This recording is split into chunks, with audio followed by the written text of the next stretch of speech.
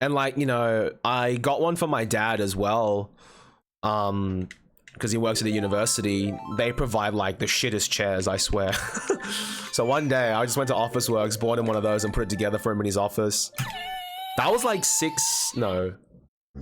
that was like almost 6 years ago, and he's still using that chair in his office. It's completely worn out, but it looks like the cushioning is still there. But I kind of want to go in one day and get my dad another one. Oh, hang on, I think it's this link here, Lime. Is it Centerlink?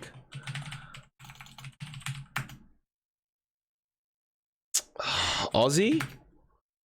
Yeah, this is, it's a sound bite from this one, Lime.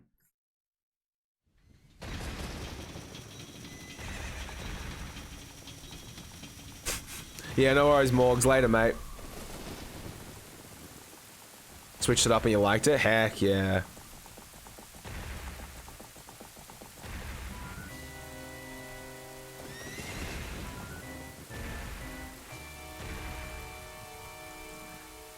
Oh, excuse me. Ah.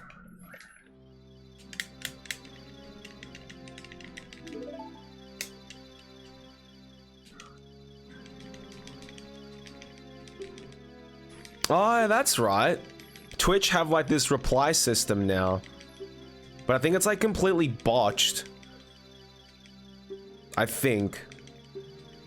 Because it looks like you can reply to no one, but still click reply, I think? I don't know.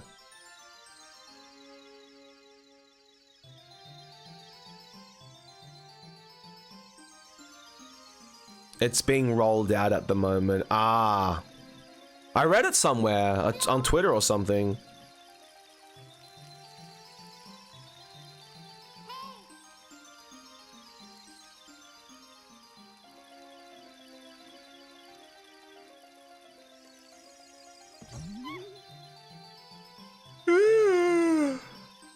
$170 and $55 to put it together. Wait, 55? Oh, as in like as in get it like pre-assembled and then. Yeah, I was about to say. The instructions it comes with are pretty good, Mike. So you definitely won't need to pay the 55 to get someone to put it together.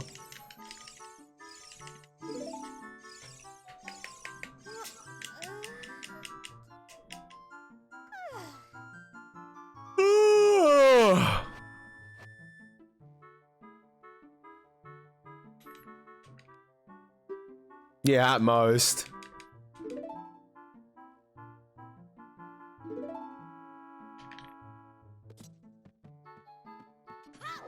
Yeah. At least the ones you get from like office supply stores and stuff, they're generally not too complicated to put together.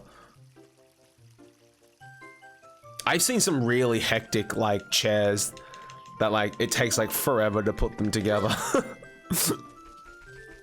I just look at the designs and I'm just like, holy crap.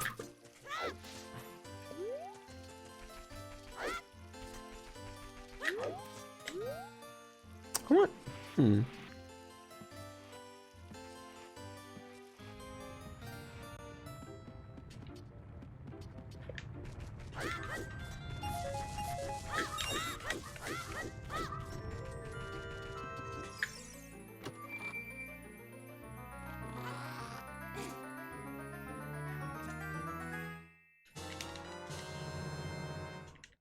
$275 for the same chair? Damn.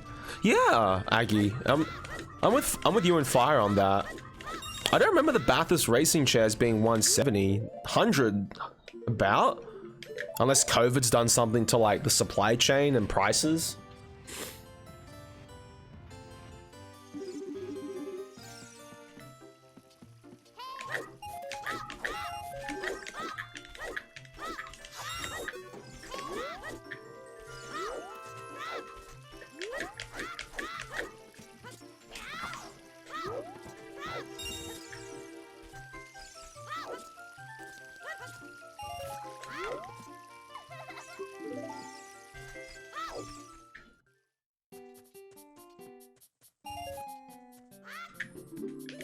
I ordered a $300 chair and put a return request, and since it costs so much to ship, they just refunded me and let you keep it. Wow. I'm surprised that happened. Oh my goodness. Did you know that was gonna happen? Like, was it a calculated move, Stinky Pete, or were you not wanting to keep the chair? Yeah, I remember when COVID hit, so many office suppliers at Officeworks just went like completely out the window. Like if you wanted to get like a work desk at home or something, there was like barely anything. Alright, plus not, hey, I can work with this. Not the best start, but yeah. Amazon basically lets you keep the returns. I've never bought much off Amazon Oz. Only because I don't. Excuse me. Only because I don't think the selection of Amazon Oz is as good as it is in the States. Initially was just trying to return it, but knew they wouldn't take it back. A lot of computer supplies, yeah, Aggie, like webcams and mics and stuff, because people were like remoting in and whatnot. Now that's why some of my morning streams during like Australian lockdown, I didn't have a webcam because Mrs. Mika needed it for like work because she was working from home. They sent him a violin and it just said keep it. Oh my goodness, Alonzo. Did he end up getting the guitar in the end? Alright, sounds good, Fire. Best of luck. Find a motherboard, huh? Everywhere, Mike? Dang. Yeah. COVID and like supplies, or stock rather. Got the guitar too. Okay, so did they send him the violin and then they go, whoops, we'll send you the guitar? Or they sent him the violin with the guitar and they were just like, I just keep it. Because violins aren't, well, you know, a proper violin is not cheap. At least instruments-wise, yeah. Oh, the violin first. I mean, if he ordered a bass and they sent him a violin, yeah, 4 strings. Maybe. I don't know. Like, I have a 5-string bass, so they could never screw that up, hopefully. Hey, I want to get another, like, you know, I want to get another 5-string. Send me, like, a cello. Okay. Yeah, sure.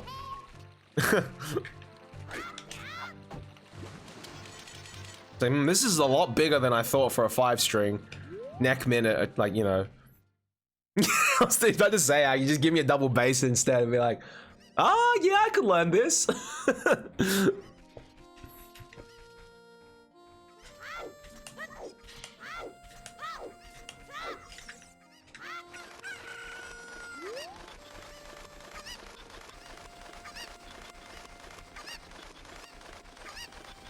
Just play it like a 4-string, yeah.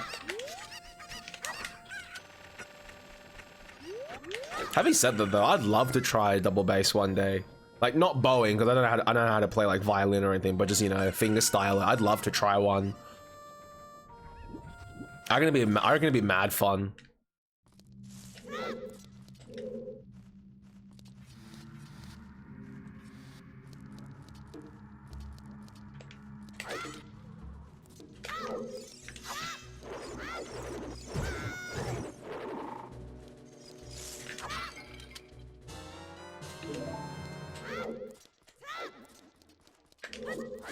I think a double bass must be like an absolute pain to carry around because they like,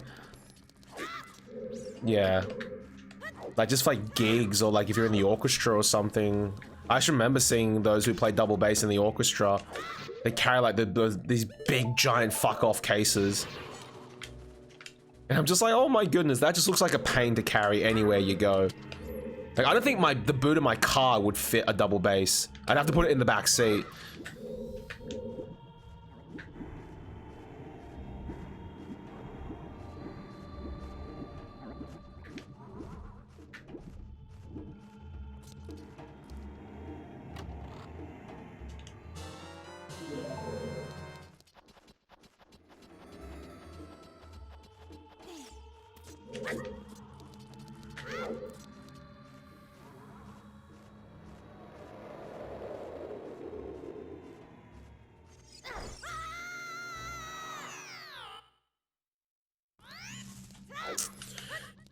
Okay, let's do this.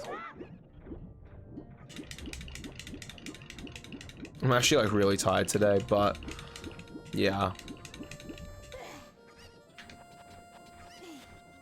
Oh yeah, just from the size alone, you look at the things and you're like, yeah, there is no way I'm gonna carry that around like easily.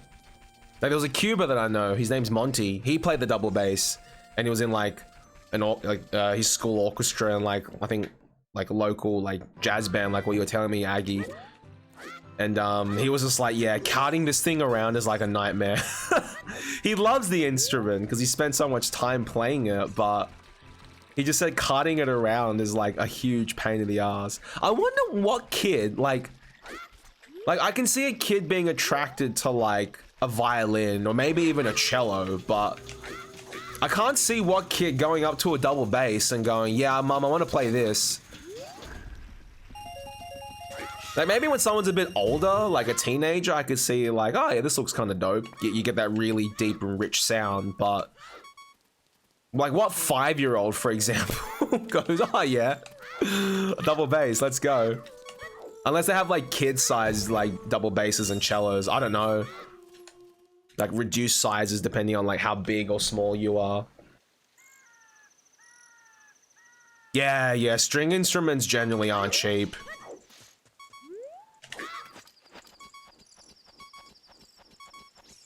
I need to ask Monty, Mike.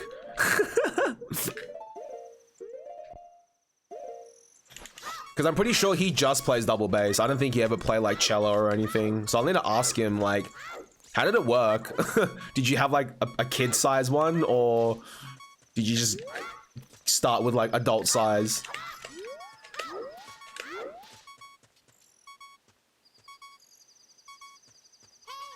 The same again. There we go. Not too bad.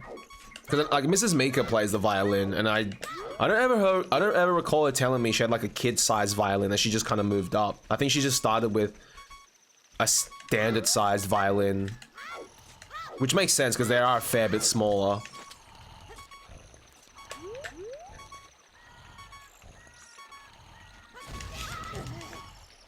Seems okay to me. Oh geez.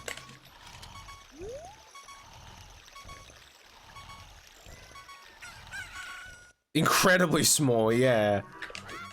It's like the don't talk to me and my son ever again. That's how I see the size comparison between the two instruments.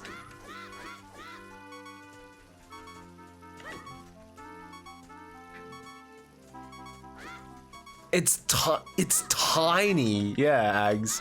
It's so tiny compared to a double bass. I love it. I look at it, I'm just like, oh my goodness, this thing is so cute. Then you look at the double bass, you're like, oh geez, don't eat me.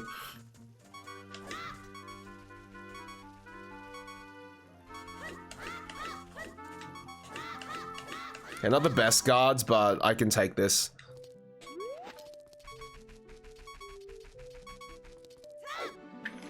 Yeah, I need to Google this because I'm like genuinely curious. Double bass for kids.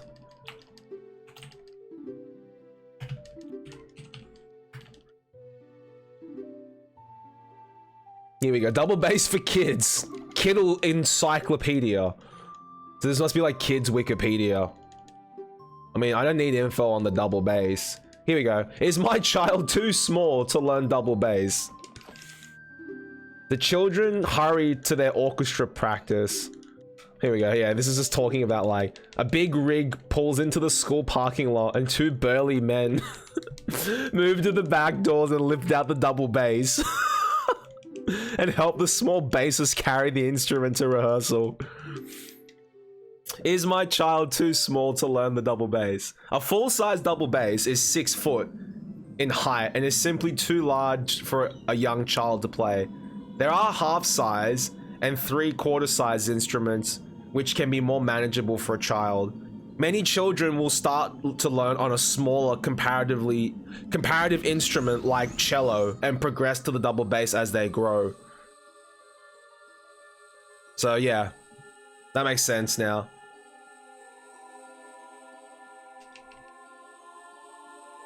The smaller, okay.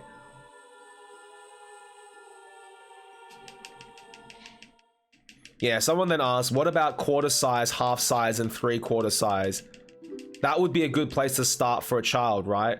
And someone said, the smaller versions of the bass may well be tuned to the same as a double bass, but they're not double basses. At best, they're oversized cellos.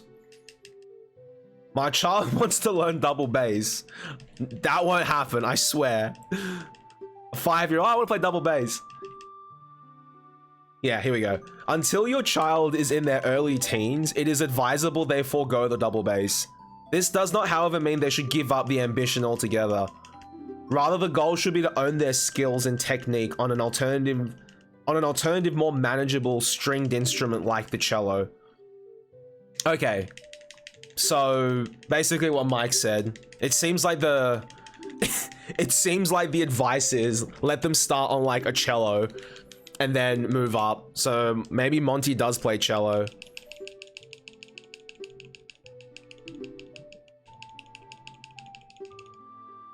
He's a ukulele. That's actually really good to know. Because, like, you know, when I have a kid or kids, I want them to play instruments. Because, like, you know, I played piano for 9 years and I play bass. Not double bass, the bass guitar. And I'd love for my kids to like learn something as well. Mrs. Mika plays violin and she plays sax as well. Alto sax. Yeah, if my kid's like, Dad, I want to play double bass, I'm like, yeah, you can just start on. I'll be like, son, you want to learn double bass? Just learn the bass guitar. I'll give him my old 4-string and be like, yeah, here's a bass guitar, and we'll just go from here.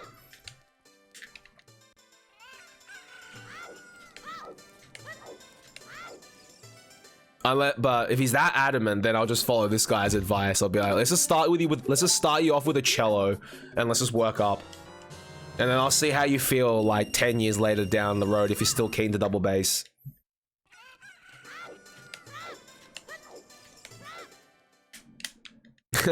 Well, I definitely wouldn't say I'm musically talented. I enjoy music. Like, I enjoy it a lot, but I'm not gonna win any awards or anything.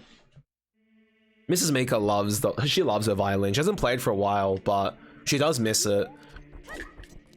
I told her that she should get back into it because I think it'll be really, really like soothing for her just to have something to like work on outside of work that isn't work.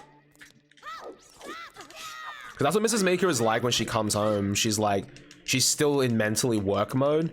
It isn't really until she like has a shower or goes for a run and comes home that she's kind of like completely unwound. But I'd love for her to have something that isn't predicated on, you know, going to play tennis or having a shower or going for a run. You know, I'd love to have something just even smaller, like...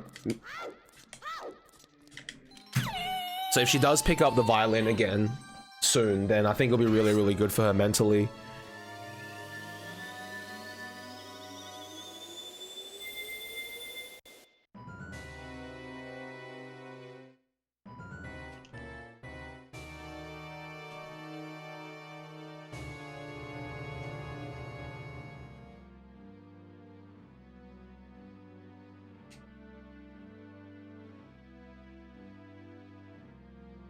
Or any instrument, really, yeah. I mean, she does have a saxophone at her parents' place. And I think she brought her violin back with us here, so she can just bust it at any time to play. I did get her an electric violin at one point, many, many years ago for a birthday. She wants to find that. She's probably at her parents' place. She wants to bring that back so she can do silent practice, like how I do silent practice with my bass. Hey, Cal. Long time no see, man. What's happening? I actually don't know, Aggie. I bought it off eBay for like many, many, many, many, many years ago. I will have to go through my old eBay listings and find it for ya.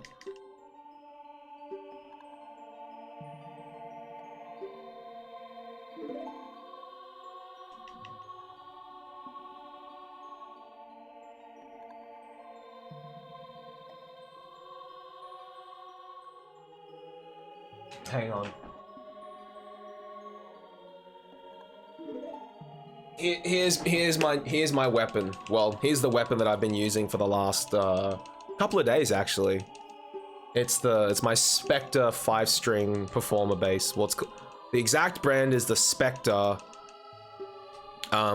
Spectre Performer V because it's got 5 strings. I love it. Slap it. I don't actually know how to slap properly, Rexay.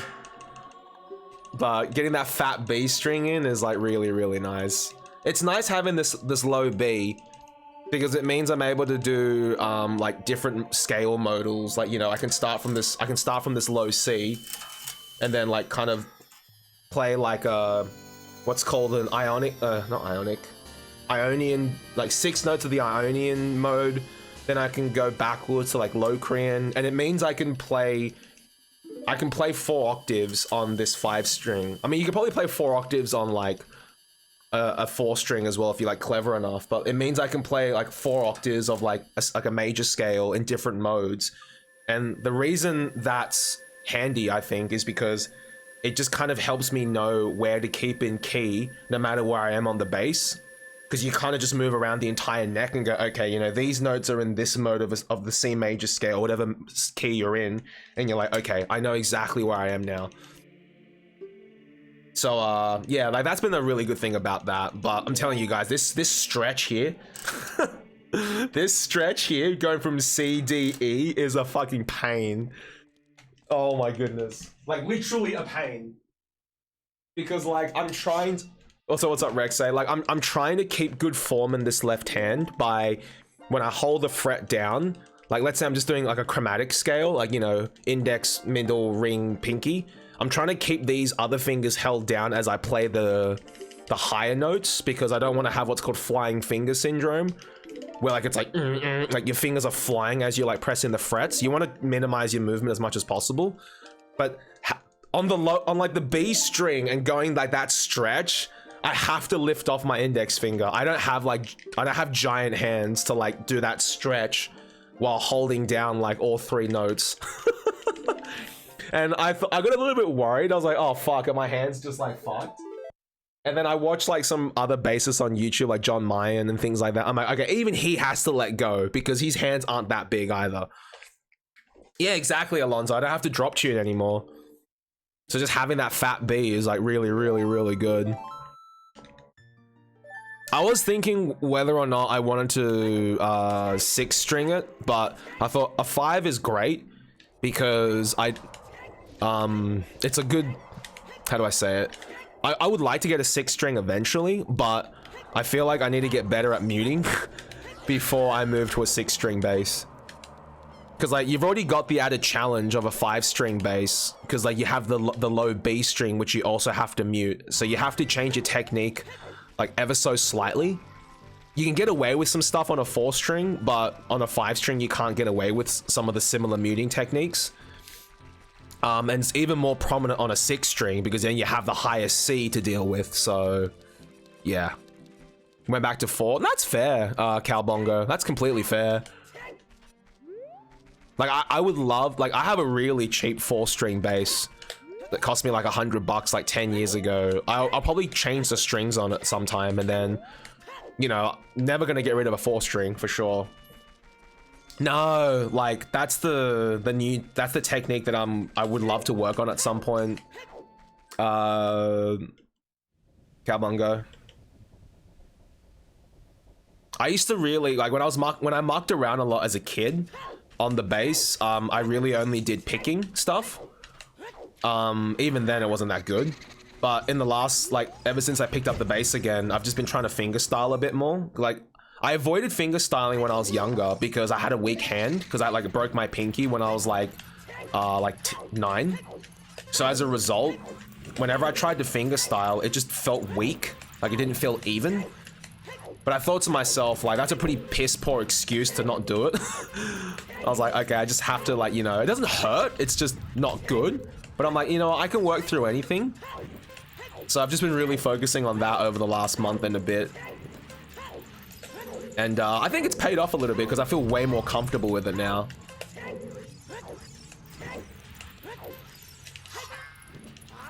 Plus there's like, what is it? Plus there's like this, you know, how do I say it?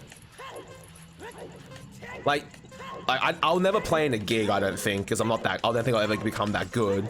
Not even for like session stuff, but like, you know, you watch a band that you love to, like, you know, you listen to a band, like you watch a band that you love their music for, and you can tell immediately straight away like who the bassist is generally if they don't have a pick. Like if they're finger styling or slapping, you're like, okay, he's the bass player. But if they have a pick, it's like, okay, is he rhythm? Is he lead? And if the bass has a pick, it just all kind of blends in. Especially if you have a 6-string bass, it's like, wait, who's who? But you see some cunt like finger styling and you're like, okay, he's definitely the bass player. Unless, of course, like more progressive metal and rock these days, though, you have guitarists who also finger style. Animals as Leaders is like the best example. Their guitarist, Tobin Abasi, I think his name is, he's been getting a lot into like the double thumb stuff as of late. And it sounds like Craigasm when he does it. It sounds so good.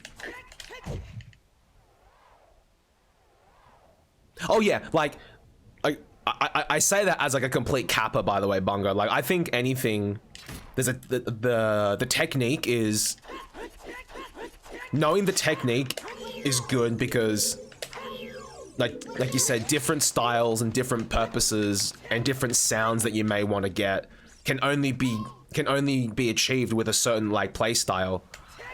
Like, you know, whether it's like slap or fingerstyle or pick, like they've all got like something that you can use with them.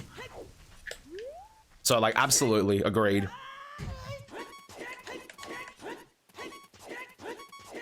But I'll definitely pick up the pick again at some point and like practice it, because, you know, it's just, it doesn't hurt to add a new technique into your music arsenal.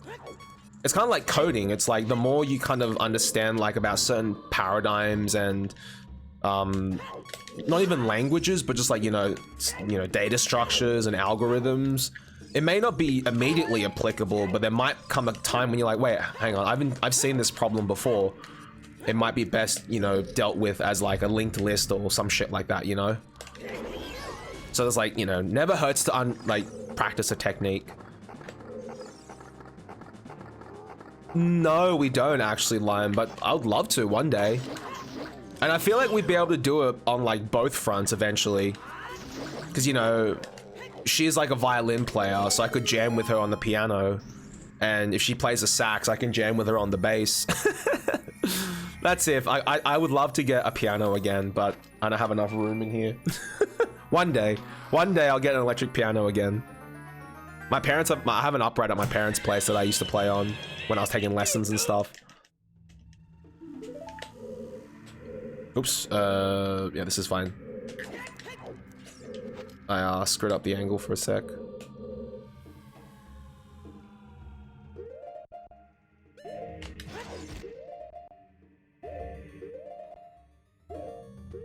Okay, let's keep this. I think it'd be really, really nice. Yeah, it would give us something to like, you know, just give us one more thing that we can do as a couple. And, you know, when we have a kid or have kids, you know, I'd love for them to be a part of it too. That's my kids like, Dad, I want to play the triangle. I'm like, you dickhead. I did not raise you to be like this, Kappa.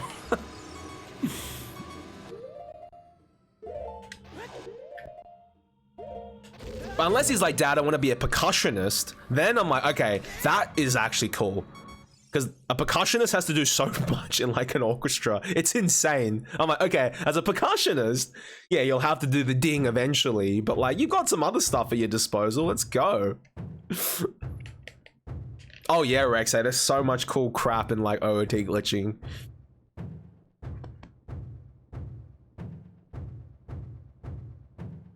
Was nice. Yeah, like music is like awesome like that. Bungo, absolutely.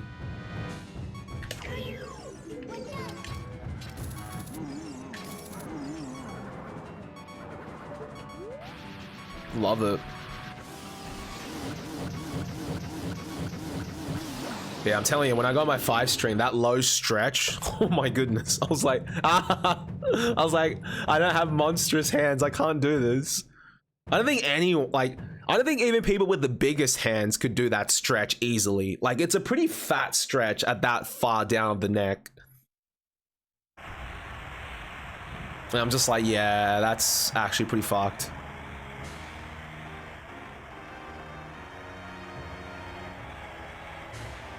But it's been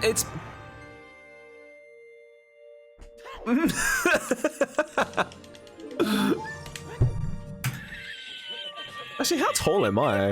170 centimeters in feet. 5.5. 5'7". 170 centimeters tall. So you're like just a bit shorter than I am, Bungo. So you know exactly the feeling. 5'7". Yeah, so far this split was a little bit jank because of like the extra pauses, Jensen. But other than that, I can still work with this. We're the same height, Poog. There are some people who like I've met on like Twitch and stuff, and I'm like, okay, they look like tall, and then when I meet them in person, I am like, oh dear gosh, they are like insanely tall, or like a lot taller than like they made themselves out to be. One of the people was Liquid. He's actually quite tall. I remember when I met him, I'm like, you know, we chatted on Twitch and stuff, and then I met him in person. I was like, whoa, he's actually a fair bit taller than me. Liquid's a giant. Well, not like, you know, it's not like 2 meters, but he's fairly tall. But yeah, you know, there's this saying of like practice makes perfect, but I've come to embrace like another mindset. Flea said this, like the bassist from Red Hot Chili Peppers. He goes, practice doesn't make perfect. He didn't say practice doesn't make perfect, but he said practice gives you comfort and strength. And I like that a lot more, because you're not practicing to be absolutely perfect every time, because there's no way a human can be absolutely perfect every time. But what you're trying to achieve with practice is to find comfort in what you do, and to also find strength in what you do. Because then as you feel comfortable with it, you'll feel stronger by doing it too. Because it's like, okay, I practice, I feel better doing this, and I'll actually become better at this because I do it so much. Yeah, that too, Rexay. Like, how you practice is also very, very, very important. Like, I haven't gotten a professional teacher for bass. I've just been using YouTube stuff. But what I've been lucky to have, Rex, is a mirror because of like how this room's laid out. So I feel like I'm doing something wrong with technique. I'll turn to look at myself play and go, okay, I'm doing this wrong. I need to fix this like immediately. Or like if I see like my hands overarching or like my wrist is overarching, I'm like, okay, I gotta correct that like immediately. Because of like having this mirror, like when you're learning an instrument, especially like a bass or guitar, if you have a mirror and watch yourself play at the beginning, it's like it's such a big help. Because it's like I noticed that at one point I was overarching my wrist too much. I was like, oh crap, man, I gotta fix that. I fixed it now, but you know, I would never have spotted it unless I had this mirror, and I'm like, oh shit, okay. Ah, no, Rex, rip. Will you take lessons again? Will you take lessons again soon when everything kind of goes back to normal? No, I haven't, Alonzo.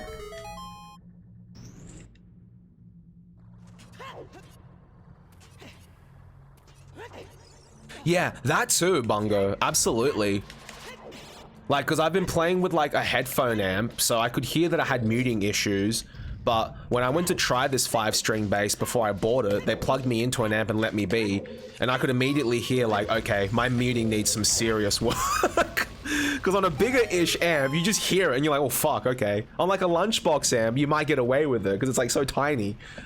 But they plug you into like a proper amp at like a music store. You're like, oh my goodness, okay, this is bad. But you know, it's a work in progress. Yeah, fair enough, Rex. I hope it goes well, man. Were you learning classical guitar or just like, I don't know. Do they teach what's called, is it called contemporary guitar or is it just classical guitar or like modern guitar?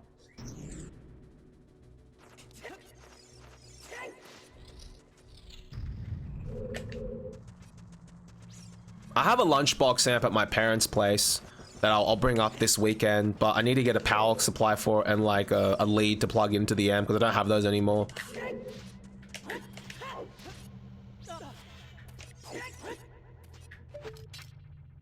Ooh, I'm into metal, Alonzo, so I'd love to, you know, cover some of that stuff by, like, you know, Iron Maiden, Megadeth, Metallica. The only thing is, metal can get really fast, so I'd have to first develop the technique and the speed before I tried anything like that. So lately, I've just been, you know, I think one of the very first songs I learned, because it was like so, like, it was only like, you only really work with 2 strings and like 2 frets, is from the movie Scott Pilgrim vs. the World, that song that they play in the club called Garbage Truck. It's like super short and the bass line's like really easy to learn. So I started with that as like my very first song, and then I think yesterday I learned what is it? No, the day before I learned this song called Dancing Shoes by Arctic Monkeys. That has a really, really nice bass line. It's got a few like jumps that you have to do. Other than that, it's a fairly straightforward bass line, and I really, really like it. If I could master one genre, what would it be? Oh, I would master jazz. For a bassist, if I could master jazz, I feel like I could play like any genre.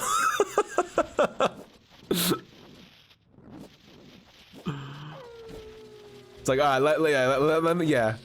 Just let me master jazz bass, and then I feel like any other genre would be like doable.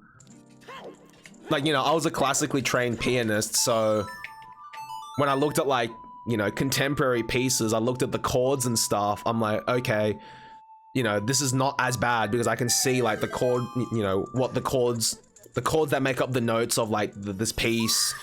And like, I know the fingering and stuff. I'm like, okay, this is not that bad compared to like classical. It's like all over the fucking shop.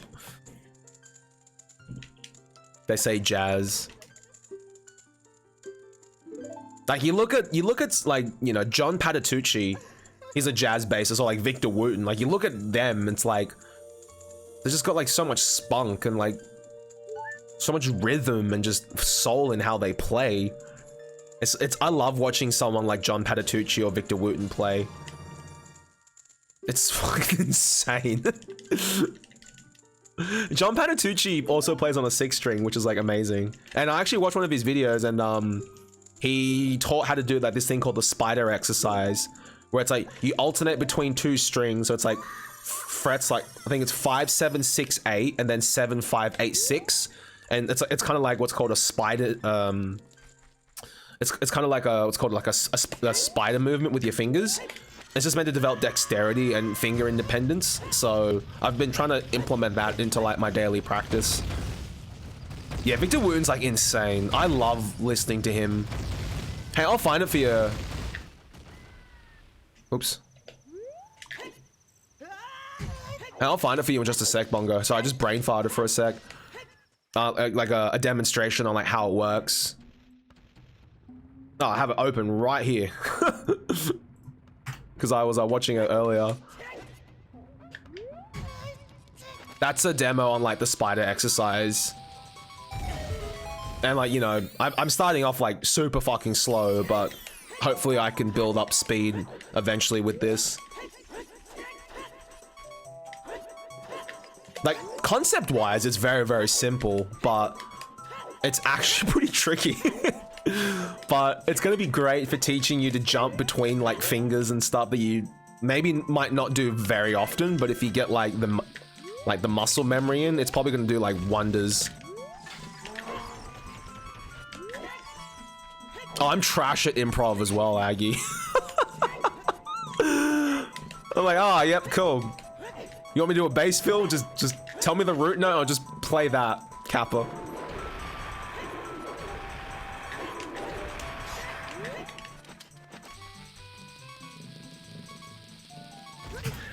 Oh, watching Cliff? Watching Cliff is insane, Alonzo. How he develops that speed is actually unreal. Like, I don't think Cliff ever 3-finger styled, ever. He's always ever been a 2-finger finger style bass player. And I'm just like, to develop that much speed in just 2 fingers is insane. But most jazz bassists are like that too. Like, you watch like John Patitucci and Victor Wooten. I don't think I've ever seen them 3-finger. It's only really in metal because you can get like the gallop, you kind of get that gallop effect.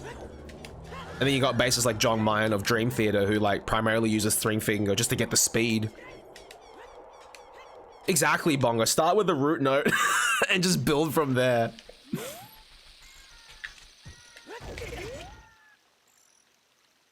It is really, really awkward. I'll admit, Bongo. Like, I'm trying to do these three finger, like these three finger exercises on the bass. You know, just five, like starting with the ring finger. On like 5 5 5 6 6 6 7 7 7 8 8 8 on the bass. Or like 5 5 5 5 5 6 6 6 7 7 7 8 8 8, and I find that that's been helping just to develop the strength in this, because like I said, I broke my finger, so this part of my hand where the ring and pinky is quite weak. But like again, I don't think I'm gonna use it as like a one size fits all thing. Just kind of want to work on it. So like, okay, if I need to do like a gallop feature, like, because I know a lot of like Iron Maiden stuff has like gallopy type of rhythms, so I guess knowing how to do that would be quite nice. But I agree, I don't think it's a one size fits all unless you're like really proficient in it. Like a good example of where the speed helps is if you listen to Dance of Eternity on Dream Theater's Metropolis Part 2 album, Scene 2, Act 7, Scene 2, I think, or Scene 2, Act 7, no, Scene 7, Act 2, there's one part where you hear like, it's almost like tremolo picking, but it's just John Mayan just going ham with three fingers. And I love listening to that bit because I'm like, holy crap, that is so fast. Steve Harris, yes. Heck yeah.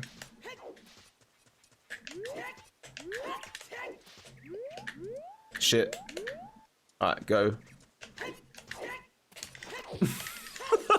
I know, right? And he's this guy doing it with his fingers.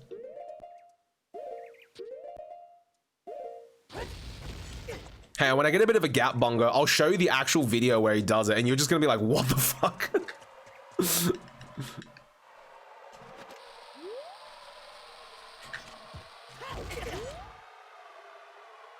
Because I remember when I first heard it, like, the song, I was like, that's the bass. I was like, is he picking that? I'm like, no, John Mayan never picks.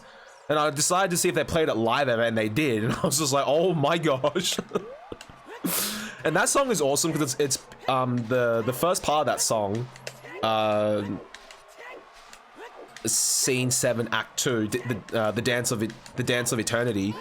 It's a pure instrumental, that first part, and I think the next act is like with vocals. But what's really cool about that instrumental is that every single one of the musicians, barring the vocalist of course, gets like a little bit of time to like kind of show off. Like you hear Jordan Rudder do some crazy stuff on this keyboard and piano. You hear like some really cool drum backing, and then you've got like the guitarist going pretty ham at one point. And then you hear the bass player, and I'm like, see, this is cool. This is like saying we're all super good at what we do. It's basically, that song is basically like a flex song. It's like, okay, we're just all gonna flex just for like 5 minutes. It's pretty much just flexing for like 5 minutes.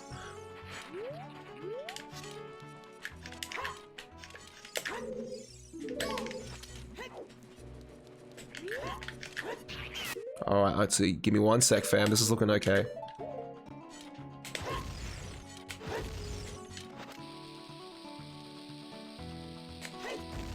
Okay, it's a bit further back than I want, but that's okay.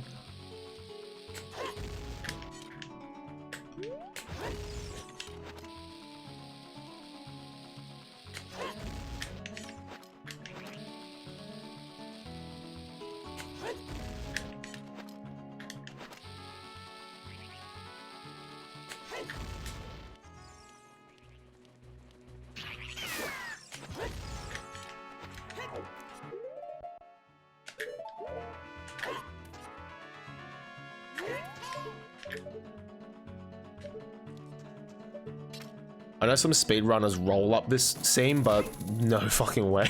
I'm just gonna walk up like a baby.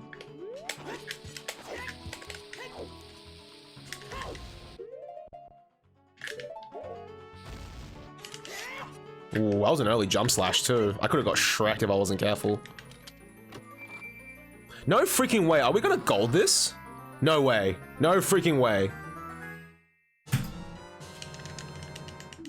Okay. Not exactly the most clean execution of this section either, I don't think. But heck. Let's go. I'll take a gold. Let's do this. Let's dance.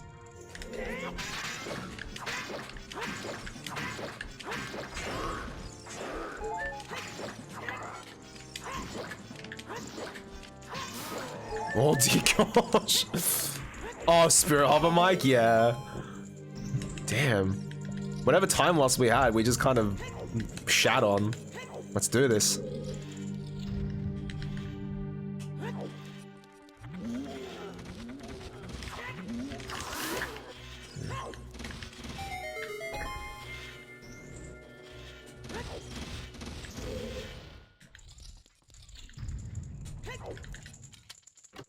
Please be a bomb drop.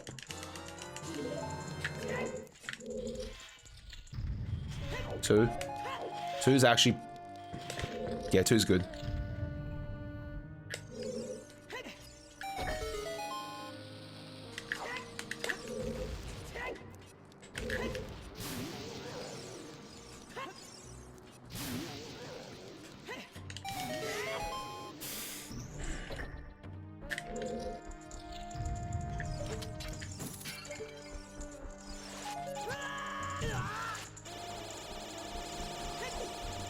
It's fine. Oh my goodness, TB. Long time no see, man. Thank you so much for the host, dude. Holy crap. Welcome everyone from TB stream. I am MikamiHero, and today we're just doing some GSR. Hope you're all enjoying yourselves.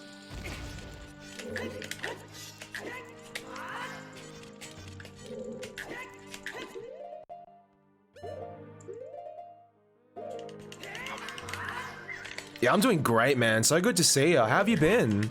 How's everything over in Hawaii land? You keeping safe?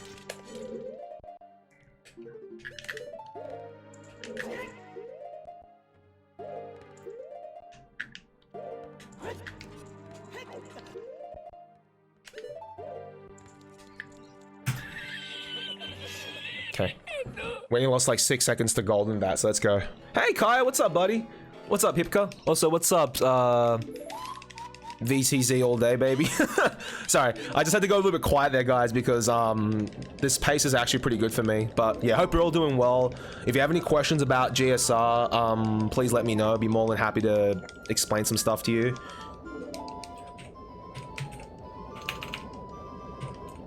How's the ROM hack going, by the way, TB? You enjoying it?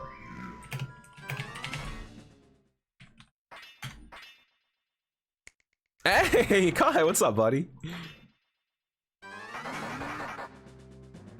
Little sleepy? Yeah, fair call.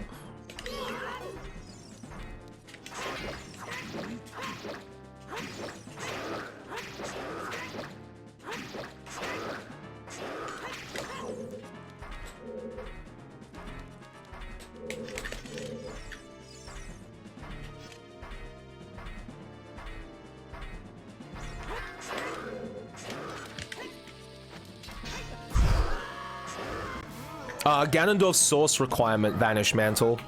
So if you've been around with OT for a while, or even just the last year and a bit, it used to be called no IM / no wrong warp, so no item manipulation / no wrong warp, but it recently got renamed to GSR, Ganondorf's source requirement, because of just like clarifications with like certain types of wrong warps. Yeah, Mike. It saves like 15 seconds. Because of the cutscene. Oh, Bungo. If you're still here, man, let me find that section where he goes ham. I got the video up. I know I should be concentrating on the run, but I can't help it. Alright, this song's really, really good. Just, you should listen to the whole thing.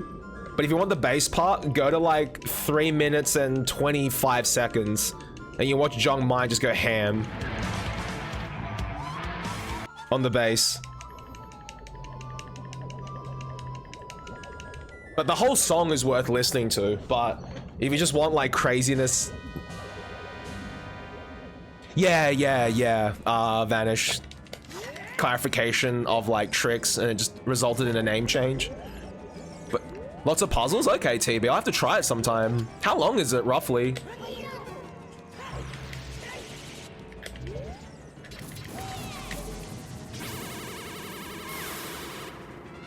I wasn't sure where where Miss Red was, so I got a little bit worried for a sec. Okay. 18 ounces, that's actually pretty good, actually. That's actually really good value for ROM hack money. ROM hack time. Shit. Please come back into view, I beg. Oh, thank you. Oh, bless RNG.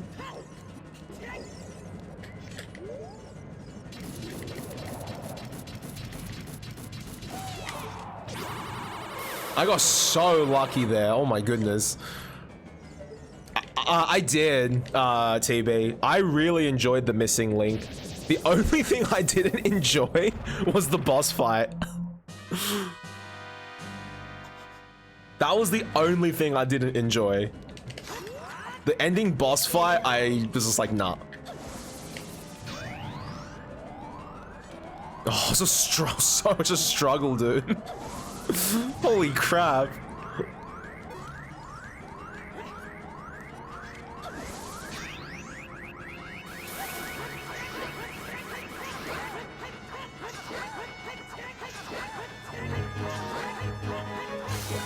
Yo, Sam with the 45 months. Dude, thank you so much, Sam. Hope you're doing well, sir. Welcome back. How have you been?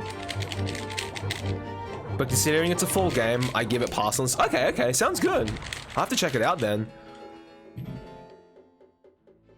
Yeah, the missing link is like, I got it done in like a stream, like 3 and a bit hours. And that was me screwing up that final boss like over and over again, so... If you don't chuck at me and screw up the final boss so much, you should be Gucci. Oh, really, Hipka? Oh, no. Poor Doge. What are the steps from here?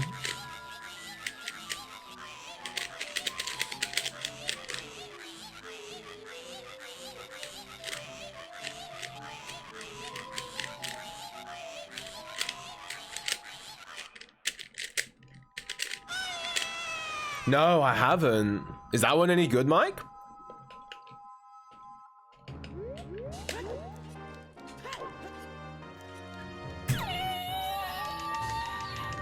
Okay. As long as I don't screw up Forest Temple, we could potentially PB. 116 might be dead unless I play like... Nice voice crack, Mika. Unless I play like absolute ham, but... It's gonna be pretty hard to play absolute ham. It's a shame I lost like 10 seconds at escape and then another 6 seconds at shadow because I just derped.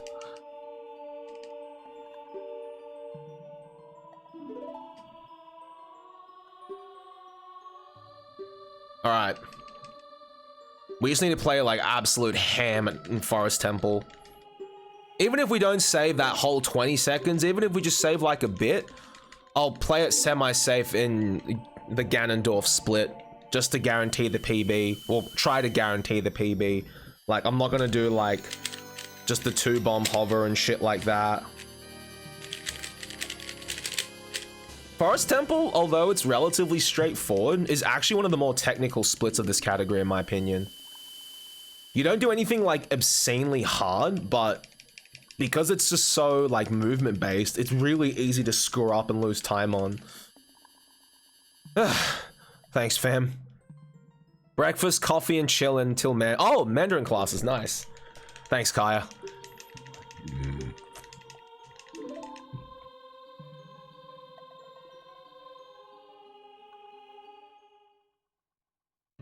All right, Pog, let's go.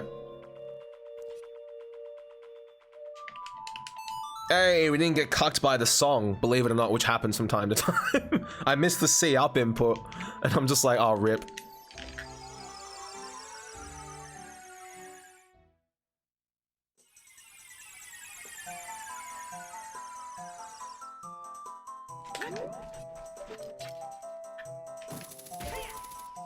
There's a bit of a slow react to the Majiggy.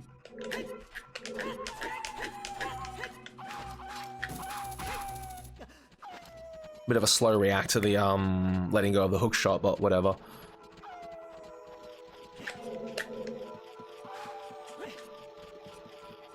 This tree trunk is so trolly sometimes, like the one I just rolled off.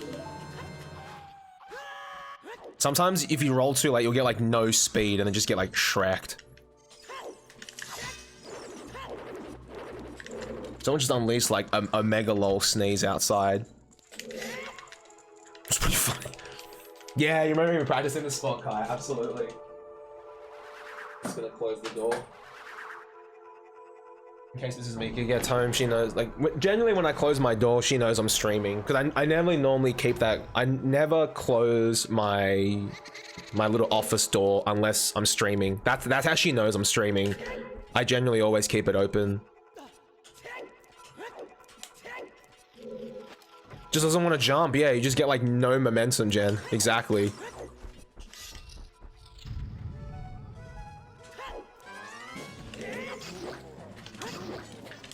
Eek!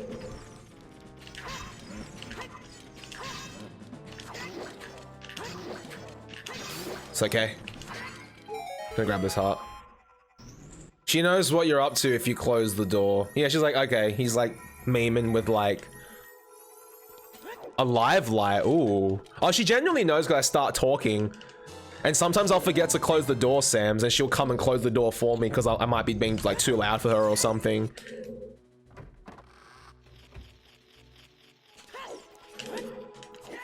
But that'd be actually a pretty pog idea.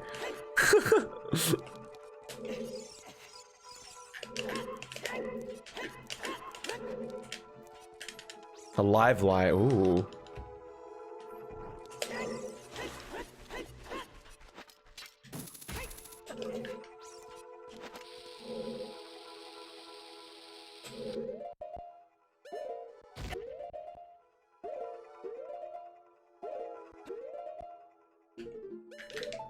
Yeah, no worries, Kyle. All good. Hope your headache goes well, like clears and stuff. Thanks, buddy. Catch ya. I said Pog to her once. She goes, "What's Pog?" And I'm like, "Oh, I should probably explain this one day." I just said, "Oh, it's a Twitch term." She's like, "Oh, okay," and that was it. She didn't find it weird or anything.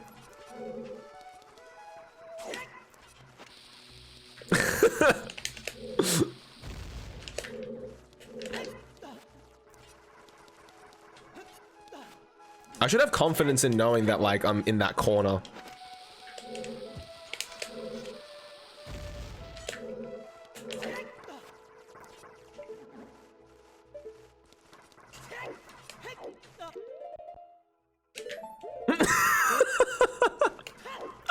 Oh, that's sick, Will. Like, when I type to, like, my mates on, like, Messenger and stuff, even if they're, like, that we're not in the Twitch environment, I'll just type like that's pretty pog and they'll just know exactly what it means. Or like I'll say Kappa for like, you know, sarcasm.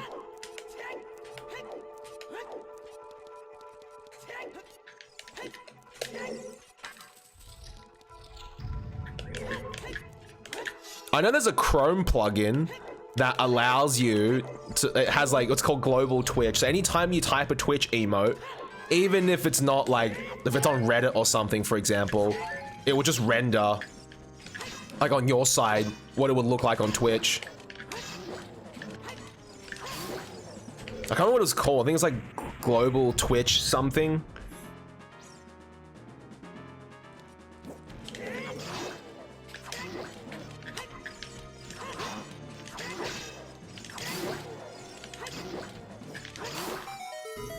Not the best Stalfos I could have had there, but they definitely weren't too bad.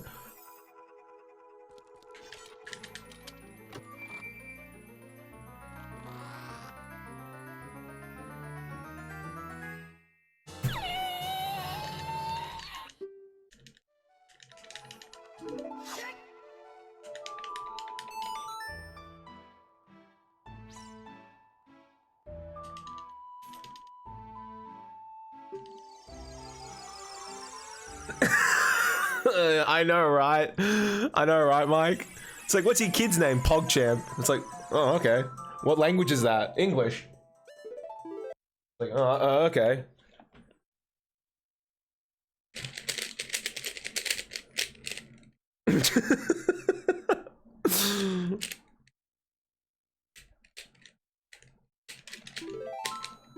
PogChamp. I would find what PogChamp translates to in Japanese and name it that. That way at least it has a semi-Asian spin on it.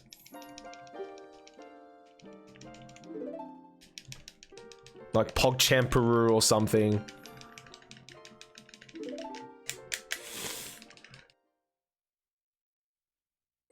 So far, Aggie, yeah. As long as I don't screw up this Dorf split, I think we can PB. And I know I can fix up this Dorf split by a fair bit as well. Like, still gold potential, but even if I don't, it's fine. It's all because of the massive lead I got at Mirror Shield. Thankfully, that Mirror Shield is still in the realm of improvable. But if I lose time to that, like if this PBs, touch wood, if this PBs, for example, then that's going to always be a pretty hard split to play against.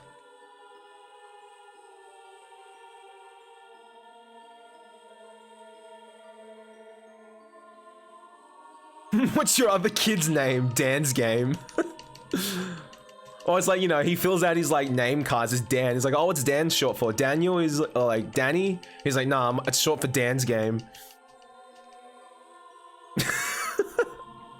Everyone's gonna think it's short for Daniel. He's like, nah, it's short for Dan's game.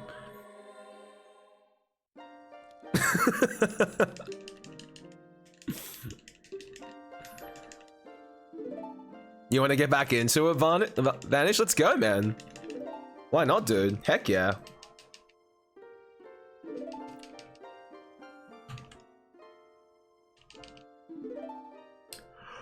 Oh, excuse me. Oh, shit.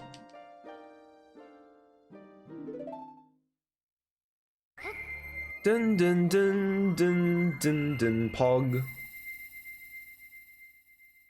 Do do do do do do do do pog.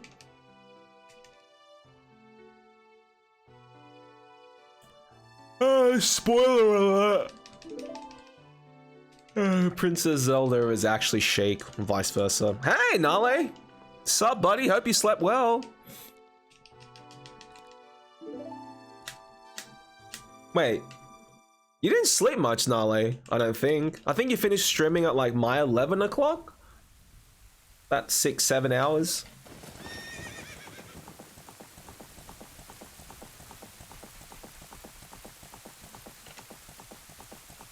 Oh, jeez. Ah, yeah.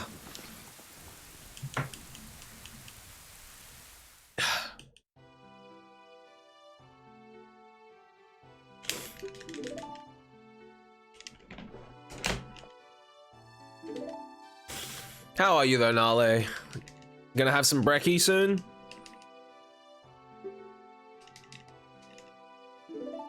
Nothing too hard, so I can be a bit tired. Yeah, sounds good, man. What time is it over in Sweden land?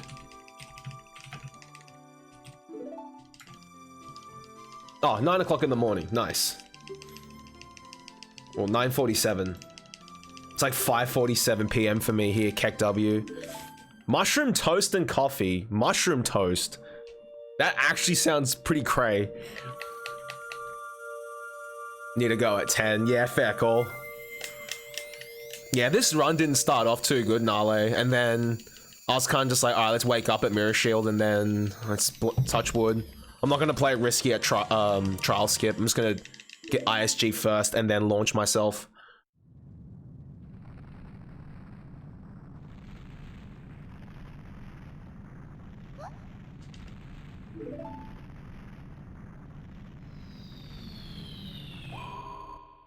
Link's like, oh no! How good is it, Bungo? Like I said, every one of their musicians has like a snippet of like time to flex, and I think that's what makes it awesome. Oh yeah, Bungo. I can recommend you some really good Dream Theater stuff if you want. Like one of my favorite bands. Garlic, butter, fried mushrooms. All right, I'm gonna try that tomorrow morning, Nale. I'll let you know how it goes. I'm actually really keen because I got mushrooms in the fridge. I do have garlic, I do have butter, and I do have bread. Well, Mrs. Mika makes toast every morning, so I'm gonna give this a whirl.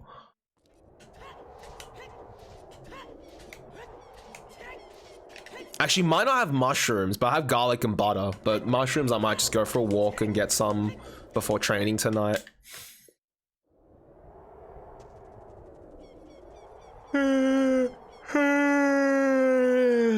Jeez, Louise.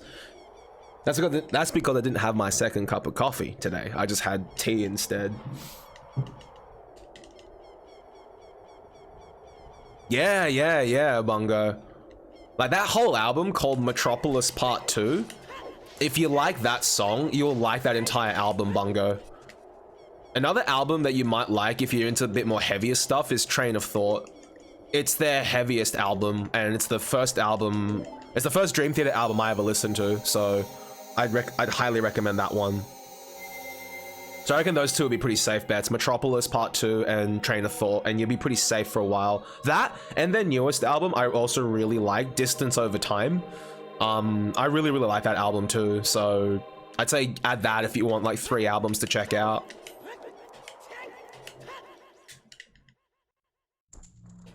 Alright, bless RNG fam. We need to poggers our way to this.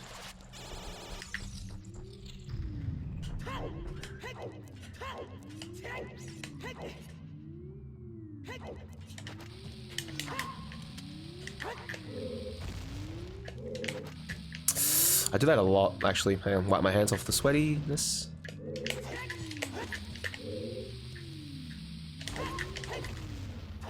I was slightly slanted, it had me a little bit scared.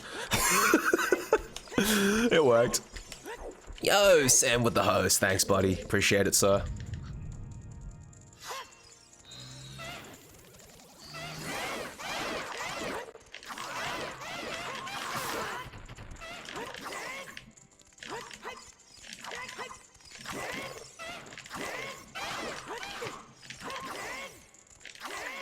Oh my goodness. My thumb was so sweaty, I couldn't spin slash. I really need to grab Deca Nuts or some shit in Shadow and just fucking fight them that way. Sweaty hands, Dan's game.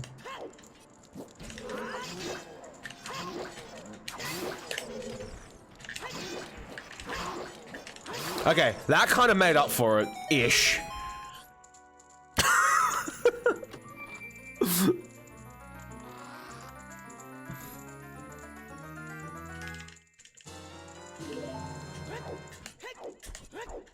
Oh my, they literally are sweaty, Sam. That's why I'm like wiping them on my leg. Yeah, all good, Bungo. Have a good one, buddy. I'll catch you soon.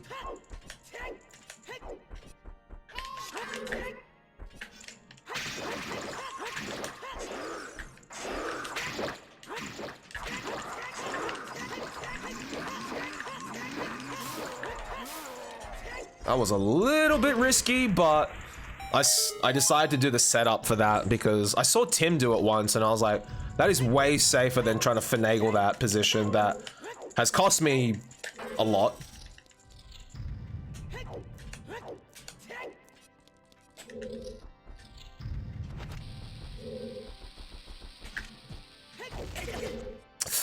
Damn it.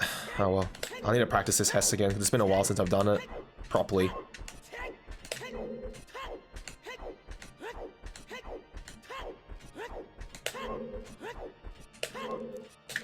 Okay.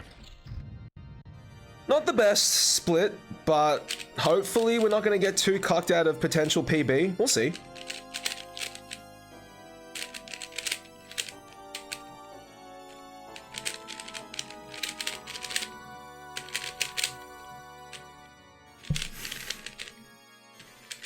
I really need to practice this whole section. I might add this to my practice log of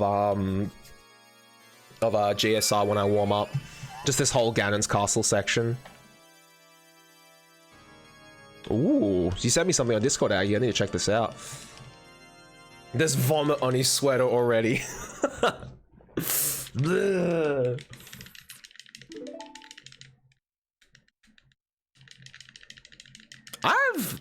I have a confession to make. I've actually never seen 8 Mile. I just know. Yeah, only because like I rarely get runs that get up to here, Jensen. So adding the later splits to like the practice log, I think might not be a bad idea.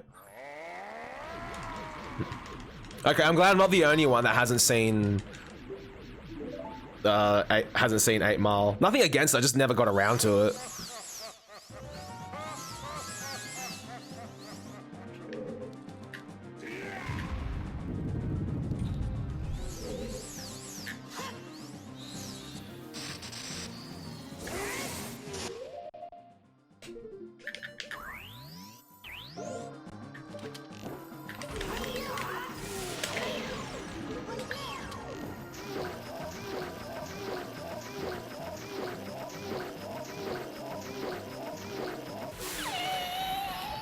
That's okay. Means I just need to work on that last split a little bit more. But looks like PB's still possible. So touch wood, rocks are nice to us and we can pull everything off. I might opt out of doing the super slide, going to like the kiss, because in case I don't want to rely on only having 2 bombs to pull off the last super slide in case like dung goof it, you know? Actually, I don't know. What should I do? Not doing that super slide doesn't waste that much time, because you still have to wait for Zelda to come up anyways. Actually, how much? I want to know how much faster that super slide is to the kiss.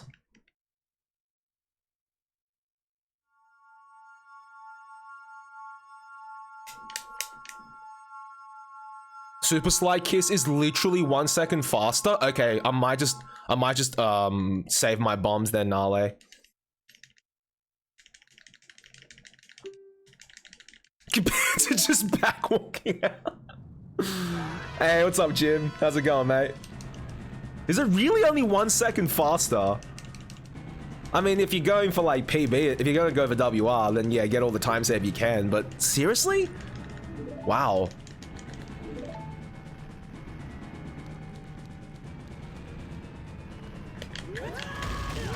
Wow. Alright, please let that be all the bad RNG.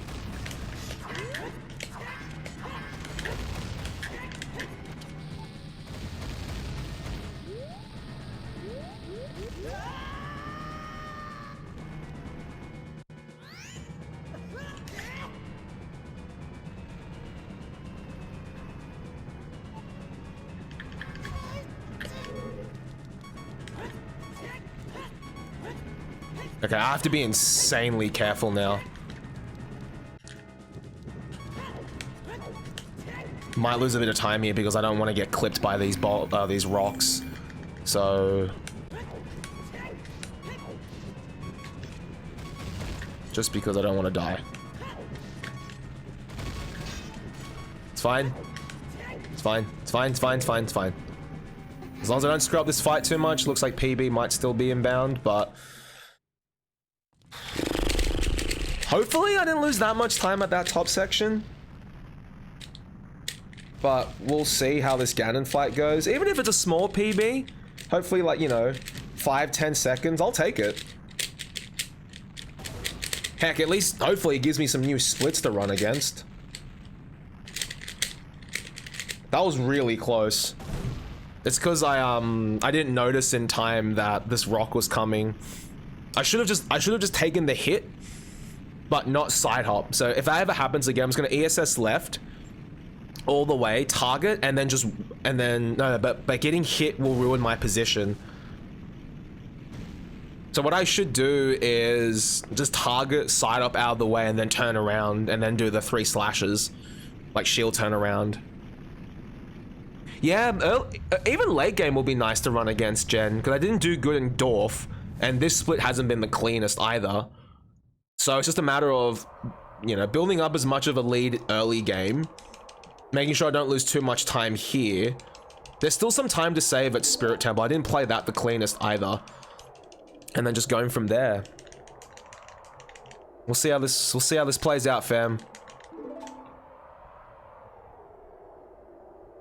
But it's been a while since well, I'm not gonna jinx it, but it's been a while since my last GSR PB.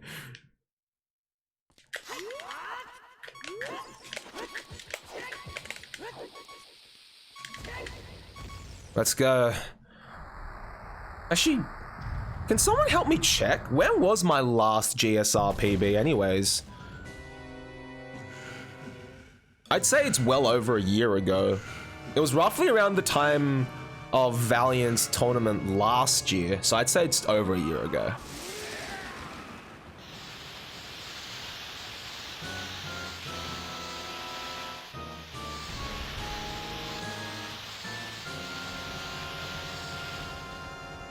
All right.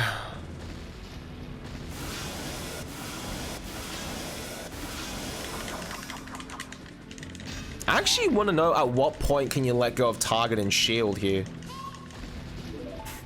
I know you can let go of it here. Yeah, 1 year ago, apparently.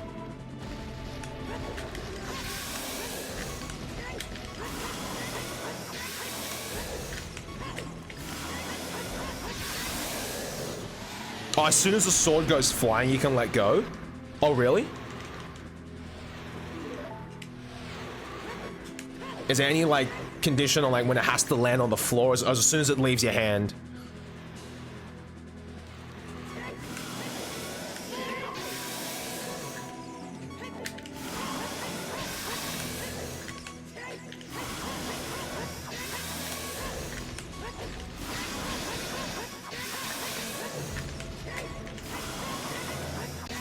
Oh, okay. Like 10, 11 second PB, so that's okay. We lost like 10 seconds. We lost like 10 seconds in this split alone. That's okay, I'll take it. It's a small victory. But hey, I'll take the small victories that I can get at this point, fam.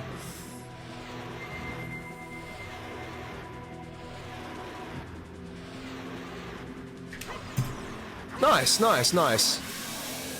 Nice, nice, nice. I'm actually okay with that. Oh, gee whiz. PB, thanks guys. Small PB, but I'll take it, I'll take it. I guess this means the grind for 116 continues. But that's okay, because now I have a fresh set of splits to play against. And, I move up one spot on the leaderboards. I push Tixel down by one spot. But hey, PB's a PB, right? We'll take them. We take those. Phew. Thanks, guys. Thanks, everyone. Yeah, these last two splits were not clean at all. But it is good to know that I get to end game and I have like what? I have like 11 seconds here and like 15 seconds here. So it's like a free 25 seconds just from dumb mistakes there.